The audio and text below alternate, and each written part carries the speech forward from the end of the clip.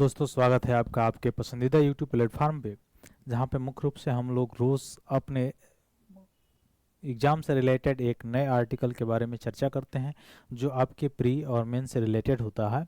और प्री में चाहे वो आपका स्टेट पीएससी हो, चाहे आपका यूपीएससी हो, और चाहे मुख्य रूप से अनदर एग्ज़ाम्स हो, वो सब में पूछा जा सकता है और इम्पॉर्टेंट है।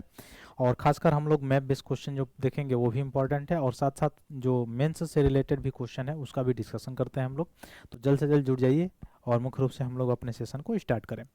तो आइए जल्द से हम लोग शुरू करते हैं। यह मुख्य रूप से एक है स्वालबार्ड ग्लोबल सीड वॉल्ट, जो है यानी विश्व की सबसे बड़ी अद्वितीय अनुवांशिक फसल का भंडारण देखा गया है। अभी है कहाँ स्वालबार्ड, पहले देख लीजिए। तो जो स्वालबार्ड है इसको अगर हम लोग देखेंगे तो देखने का प्रयास कीजिए। ये है आर्कटिक सी और ये है अटलांटिक सी। तो अटलांटिक सी यह ग्रीनलैंड सी है, ठीक है। तो अटलांटिक सी में आप देख रहे होंगे ये वाला जो एरिया है यह है स्वालबार्ड का, ठीक है। क्या है? स्वालबार्ड का। तो यह है स्वालबार्ड। स्वालबार्ड आप देखेंगे तो यह स्वालबार्ड एक द्वीप है जहाँ पे मुख्य रूप से ये नॉर्वे का क्षेत्राधिकार है, यानी इस पे क्षेत्राधिकार किसका है? नॉर्वे का है, ठीक है। पहला चीज। दूसरा चीज अगर देखेंगे तो यहाँ से इसके उत्तर में आप देखेंगे तो लॉन्ग्यावियन है, और इसके दक्षिण में देखेंगे तो ये नॉर्वे वाला इलाका है, ठीक है। ये है अटलांटिक सी, ठीक है। इधर है इसके वेरेंट सी, आप देख सकते हैं। फिर इस स्वालेन इसके नीचे में देख सकते हैं आप, यहाँ पे दिखाई दे रहा है स्पष्ट वेरेंट सी। तो वेरेंट सी रसिया और स्वालबर्ड्स के बीच में है, ठीक है। और ये है अटलांटिक महासागर, और ये कहाँ की तरफ है? ये ध्रुव है, उत्तरी ध्रुव है, ठीक है। उत्तरी ध्रुव के पास है। अब आप समझिए कि उत्तरी ध्रुव है तो वहाँ पे सूर्य के प्रकाश तो अच्छे तरह से जाती नहीं है, यानी जाती नहीं है। तो यहाँ पे बर्फ ढका रहता है। अब बर्फ ढका रहता है तो कैसे यहाँ पे गेहूं या कैसे जो है अन्न का या फसल का कोई बीज कैसे मिल सकता है?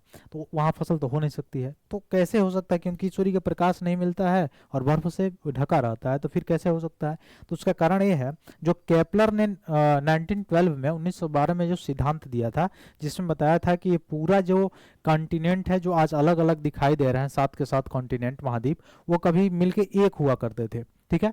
और उसकी धीरे धीरे कहीं ना कहीं पुष्टि हो रही है कि यह धीरे धीरे अलग जब हुए थे तो ये क्या हो गया? अलग हो गया, क्योंकि यहाँ पे तो हो नहीं सकता है, ठीक है। यहाँ पे तो फसल हो नहीं सकती है क्योंकि सूर्य के प्रकाश भी नहीं है और मिट्टी भी नहीं है, पूरा बर्फ से भरा हुआ है, ठीक है। तो यह कहीं ना कहीं केपलर के सिद्धांत को क्या कर रहा है? जस्टिफाइड कर रहा है। हालांकि केपलर के जो सिद्धांत थे उसने जस्टिफाइड किया था, लेकिन उसके समय में वो सबसे पहले चूंकि कॉन्टिनेंट के बारे में, पूरा महासागरों के बारे में बताने का काम उसने किया था, लेकिन उसको मुख्य रूप से डिफाइन नहीं कर पाया था अच्छी तरह से, ठीक। और अलग अलग वैज्ञानिक आगे मुख्य रूप से भूवैज्ञानिक आते रहे और उसको डिफाइन किए। आप लोग भूगोल में पढ़े भी होंगे। तो केपलर भी बताया था कि यह पूरे जो महाद्वीप है उनको मिला दिया जाए तो एक महाद्वीप बना था जिसका नाम था पेंजिया, ठीक है। उसका नाम क्या रखा था? पेंजिया रखा था, ठीक है। उसके बाद से वो अलग अलग हुआ, 2 भागों में टूटा। पेंजिया 2 भागों में पहले टूटा, ठीक है। उसके बाद से 2 भागों में टूटने के बाद यह जो वर्तमान का हिस्सा है ये है। तो ऐसे और भी स्पष्ट होता है कि हाँ, पृथ्वी के जो ये भाग है, जो महाद्वीपीय भाग हैं, वो कभी एक जगह पे स्थिर हुआ करते थे, आज ऐसे है। और यह मुख्य रूप से इसमें अभी यानी प्लेटों में जो है आप गतिविधियां जो कह सकते हैं, गतिविधियां चलती रहती हैं। तो ये गतिविधियों के चलने के कारण प्लेटों में खिसकाव होता रहता है, ठीक है। तो ये नहीं कि एक दिन में 2 दिन में ऐसा हो जाता है, इसमें काफ़ी समय लगता है। और काफ़ी समय लगने के बाद ये आज जो यह स्थल है, हो सकता है आज से 150 लाख बाद वह स्थल वहाँ पे ना हो, ठीक है। या आज जो स्थल है हो सकता है 1.5 लाख पहले या 150 साल पहले, मुख्य रूप से 150 साल नहीं, 1.5 लाख पहले जो है वह वहाँ पे ना हुआ हो, कहीं दूसरी जगह हो, जैसे गोंडवाना लैंड वाला बात किया जाता है, ठीक वैसे ही स्थिति। तो यह आप लोग मैं बेस क्वेश्चन याद रखिएगा। इधर से ग्रीनलैंड सी है, इधर से वेरेंट सी है, और यहाँ पे है बियर आइसलैंड, ठीक है। तो बियर आइसलैंड यहीं पे आपको देखने को मिल जाएगा। और फिर बियर आइसलैंड के बाद से स्वालबर्ड जो कि नॉर्वे का हिस्सा है। तो ये जो है स्वालबर्ड नॉर्वे का हिस्सा है। अब इसके दाहिने तरफ लेफ्ट साइड देखेंगे आप लोग, बाएं तरफ तो ग्रीनलैंड है, ग्रीनलैंड सी है, और इसके ऊपर यह ग्रीनलैंड है, ठीक है। इसके बाद से ये रसिया का है, फ्रांस जोसेफ लैंड जो है रसिया का है। नीचे जाएंगे तो वेरेंट सी आपको देखने को मिल जाएगा, फिर बियर आइसलैंड देखने को मिल जाएगा। अगर महासागर आपसे पूछा जाए तो पूरा का पूरा कौन सा महासागर है? अटलांटिक महासागर आपको देखने को मिलेगा, ठीक है। तो ये सारी चीज़ें मुख्य रूप से इंपॉर्टेंट थी।